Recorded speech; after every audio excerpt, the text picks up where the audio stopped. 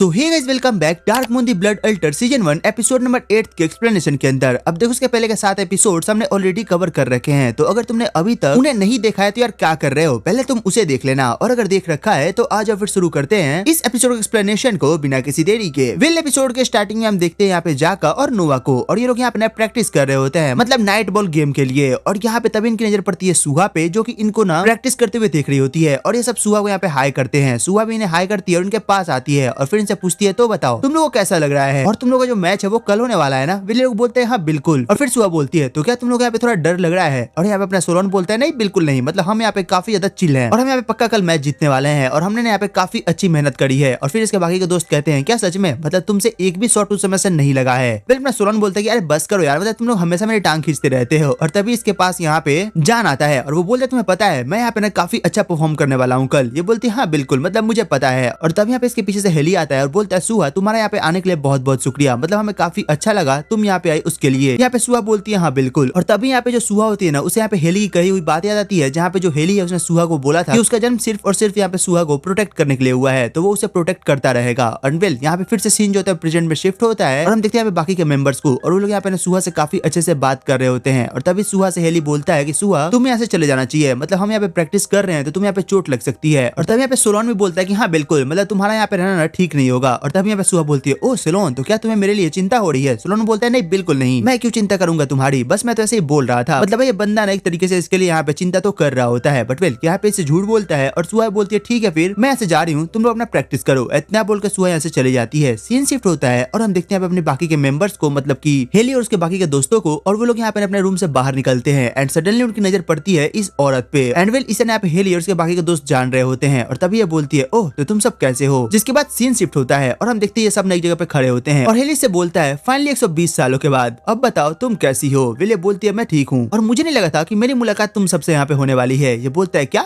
हम सबसे होने वाली है, इसका मतलब क्या है तुम्हारा, तुम यहाँ पे हमसे नहीं तो किससे मिलने आओगी। विले बोलती है नहीं तुम्हें गलत लग रहा है, मैं यहाँ पे किसी और के लिए आई हूँ। और ये ना यहाँ पे इनसे कुछ बोलने लगती है। विले अपना हेली और ये सब जितने भी इसके दोस्त होते हैं ना भाई, इनकी नई से बन नहीं रही होती है, मतलब कुछ ऐसा हुआ होता है इनके साथ जिससे एक तरीके से ये लोग इस बंदी से हेट करते हैं, मतलब इस बुढ़िया से। एंड तभी सोलोन बोलता है हमें तुम्हारी कोई बात नहीं सुननी है, हमें पता है कि तुम कैसी हो, और अब हम वो बच्चे नहीं रहे जो कि तुम्हारी हर बात को काफी आसानी से मान लिया करेंगे, तो बस हमें तुम्हारी कोई बात नहीं सुननी। और ये इन सबको बोलता है कि चलो यहाँ से। एंड वेल, ये सब यहाँ से जाने लगते हैं। और तभी ये बुढ़िया जो होती है ना, ये कुछ बताने का ट्राई कर रही होती है कि मतलब मेरी बात सुनो, मैं यहाँ पे किसी और को ढूंढने के लिए आई हूँ और मुझे तुमसे ना काफी इंपॉर्टेंट बात करनी है। बट ये लोग यहाँ पे इसकी बात को नहीं सुनते हैं, और हेली बोलते हैं कि देखो मैं तुम्हें अभी भी बोल रहा हूँ, तुम चाहे जिस काम के लिए भी यहाँ से आई हो चुपचाप यहाँ से चले जाओ, हम अब वो बच्चे नहीं रहे जिसे तुम मिला करती थी। एंड वेल, इतना बोल के हेली यहाँ से चला जाता है, और ये चुपचाप इन्हें देखती रहती है और बोलती है तुम्हें शायद नहीं पता लेकिन जो मैटर है वो काफी गंभीर है। वेल, सीन शिफ्ट होता है और हमें दिखाया जाता है फाइनली यहाँ पे सुहा को, और वो यहाँ पे ना बीच का किनारे खड़ी होती है। एंड यहाँ पे ना अपने फोन को चेक कर रही होती है जिसमें खान ने उसे मैसेज करा होता है। एंड तभी हम देखते हैं कि यहाँ पे खान दौड़ के आता है और सुहा से बोलता है मुझे माफ करना, मतलब मुझे थोड़ी देर हो गई आने में। सुहा बोलती है कोई बात नहीं, मुझे उससे कोई दिक्कत नहीं है। एंड फिर सुहा बोलती है वैसे तुमने यहाँ पे मुझे क्यों बुलाया था, और यहाँ पे खान बोलता है मुझे ना तुमसे कुछ कहना था। विले बोलती है हाँ तुम्हें जो भी कहना है तुम मुझसे कह सकते हो। एंड पता है क्या, खान इसे लिटरली यहाँ पे प्रपोज करता है, मतलब ये इसे यहाँ पे आई लव यू बोलता है। एंड ये बात सुनकर सुहा थोड़ा शॉक्ड होती है, वो बोलती है कि आखिर यहाँ पे चल क्या रहा है, ये बंदा मुझे ऐसे प्रपोज कैसे कर सकता है। और फिर खान बोलता है तुम्हें पता है ना जो वेयरवुल्व्स होते हैं वो किसी एक से ही प्यार करते हैं और मरते दम तक बस उससे ही करते हैं, तो बस मैं तुमसे प्यार करने लगा हूँ और मुझे ऐसा लगा कि मुझे तुम्हें यहाँ पे ना बता देना चाहिए, तो मैं चाहूंगा कि कल का जो मैच होने वाला है उसमें तुम मुझे चीयर करो। और ये बात बोल के अपना खान बोलता है चलो फिर ठीक है मैं तुम्हें यहाँ पे ना घर के लिए छोड़ देता हूँ। एंड इसके बाद सीन शिफ्ट होता है एंड फाइनली में दिखाया जाता है मैच का दिन, मेरा मतलब रात, क्योंकि भाई मैच यहाँ पे रात में हो रहा है। और यहाँ पे जो दोनों टीम्स होती हैं वो तैयार हो चुकी होती हैं, मतलब दोनों स्कूल के बंदे आमने सामने होते हैं। और यहाँ पे जो सुहा होती है वो लिटरली बीच में खड़े होकर सोच रही होती है आखिरकार मुझे आज किसे चीयर करना चाहिए, खान को या फिर हेली को। वैसे दोनों ही मेरे दोस्त हैं, बट खैर मुझे ये सब नहीं सोचना है, बस मुझे अभी ये सोचना है कि मैं ना इन लोगों को काफी अच्छे से चीयर करूं। और तभी हम देखते हैं यहाँ पे इस बूढ़ी औरत को, और ये भी यहाँ पे आ चुकी होती है। और इधर हम देखते हैं हेली और उसके दोस्तों को, और दूसरी तरफ हम देखते हैं खान और उसके दोस्तों को, और ये सब यहाँ पे तैयार होते हैं अपने मैच को खेलने के लिए। और यहाँ पे जो कमेंटर्स होते हैं वो बोल रहे होते हैं तो क्या इस बार फाइनली जो खान की टीम है वो अपना बदला ले पाएगी, क्या वो हेली की टीम को इस बार हरा पाएगी, वो तो देख के ही पता चलेगा। एंड फाइनली यहाँ पे मैच स्टार्ट होने वाला होता है। तभी जो अपना सियोन होता है उसकी नजर पड़ती है यहाँ पे अपनी सुहा पे, और वो बोलता है सुहा तुम यहाँ पे बीच में क्या कर रही हो, जो हमारा चीयरिंग स्टैंड है वो इस साइड है, तो तुम उधर जाके हमें चीयर कर सकती हो। बट भाई अपनी बंदी जो होती है वो जान के बीच में खड़ी होती है, क्योंकि वो यहाँ पे दोनों को चीयर कर रही है, तो वो किसी एक साइड तो खड़ी नहीं हो सकती। एंड वेल, इतना सब नौटंकी के बाद जो फाइनली अपना मैच स्टार्ट हो चुका होता है, और यहाँ पे जो मैच होता है वो काफी इंटेंस हो रहा होता है। मतलब पहले गोल के लिए जो अपना जिनो होता है वो बॉल लेके भाग रहा होता है, और यहाँ पे तभी इसके सामने उन्हें नजाक आता है और तभी हम देखते हैं यहाँ पे जो जीनो होता है वो बॉल पास करता है सियोन को और सियोन फिर बॉल लेके जाने लगता है और तभी इधर से हम देखते हैं जो ताहेल होता है वो बीच में आता है और सियोन को रोक लेता है। बट यहाँ पे जो सियोन होता है ना भाई गलती से वो बॉल पास कर देता है सीधे अपने एनजी के पास और जो एनजी होता है वो जैसे बॉल पास करता है बीच में हेली उसे कलेक्ट करता है और कलेक्ट करने के बाद उसे भागने लगता है और यहाँ पे खान को लगता है कि ओ नहीं, लगता है कि पहला गोल अब हो ही जाएगा। एंड भाई बिल्कुल जो अपना हेली होता है वो लिटरली पहला गोल करता है यहाँ पे, मतलब जो पहला गोल होता है वो अपना हेली की टीम को मिलता है और यहाँ पे इन लोगों का जो मोरल होता है वो काफी बूस्ट हो चुका होता है और यहाँ पे जो अपनी बंदी होती है उसे भी ये मैच काफी अच्छा लग रहा होता है और आगे हम देखते हैं जो मैच होता है वो चले जा रहा होता है और यहाँ पे फाइनली ना काफी देर के बाद जो फर्स्ट हाफ होता है वो कंप्लीट हो चुका होता है और यहाँ पे जो हेली की टीम होती है वो थोड़ा आगे होती है, मतलब बस 1 पॉइंट से। और यहाँ पे इन लोग की नजर पड़ती है अपनी सुहा पे और यहाँ पे सुहा सोच रही होती है कि मैंने जितना सोचा था ये मैच उससे भी ज्यादा इंटेंस होने वाला है, मुझे नहीं पता था कि यहाँ पे इतना ज्यादा कुछ होने वाला है। वेल सीन शिफ्ट होता है और हमें दिखाया जाता है फाइनली यहाँ पे सेकंड राउंड चालू होने वाला है और यहाँ पे जो हेली की टीम होती है वो बिल्कुल यहाँ पे 100% श्योर होती है, मतलब वही लोग जीतने वाले हैं। सेकंड राउंड चालू हो चुका होता है और यहाँ पे टीम में टक्कर कांटे की हो रही होती है। तभी जो औरत होती है वो यहाँ पे सुहा के पास आती है और बोलती है सुहा मुझे तुमसे कुछ बात करनी है। वेल यहाँ पे तभी ये सुहा को लेकर यहाँ से चली जाती है और फाइनली हम देखते हैं अपनी हेली को और वो यहाँ पे बॉल को लेकर भाग रहा होता है एंड वो सडनली रियलाइज करता है कि दरअसल जो सुहा है वो यहाँ पे ना स्टैंड में खड़ी नहीं है, तो आखिर वो गई कहाँ। एंड इसी मौके का फायदा उठा के जो खान होता है वो यहाँ पे उस बॉल को कलेक्ट कर लेता है और उसे लेके भागने लगता है और इधर हम देखते हैं सुहा को जिसे ये औरत जो होती है ना वो कुछ बता चुकी होती है, मतलब कुछ ऐसी बात जो सुन के सुहा बहुत शॉक्ड होती है। वो बोलती है मुझे विश्वास नहीं हो रहा आखिर ऐसा भी कुछ हो सकता है मेरे साथ। एंड सडनली यहाँ पे आते हैं वेम्पायर जो कि सुहा को पकड़ लेते हैं, मतलब उसे ले जाने लगते हैं और यहाँ पे जो हेली होता है उसे ये बात पता चल चुकी होती है, मतलब टेलीपैथी के थ्रू उसे यहाँ पे समझ आ चुका होता है कि जो सुहा है वो यहाँ पे ना डेंजर के अंदर है। और इधर हम देखते हैं खान को जो कि फाइनली अपना लास्ट गोल कर देता है, मतलब यहाँ पे जो खान की टीम होती है ना बस 1 गोल से इस बार हेली की टीम को डिफीट कर देती है। एंड इतना सब होने के बाद नोआ आता है अपने हेली के पास और बोलता है हेली आखिर क्या हुआ। हेली बोलता है कुछ नहीं, जो सुहा है वो यहाँ पे डेंजर के अंदर है। सीन शिफ्ट होता है और ये सबके सब यहाँ पे उस औरत के पास होते हैं और उसे उठाते हैं और उसे बोलते हैं आखिर सुहा कहाँ है और तुम सुहा के साथ क्या कर रही थी। ये बोलती है डार्डेन जो कि पहला वेम्पायर था वो यहाँ पे सुहा को ले गया। ये बोलते हैं क्या,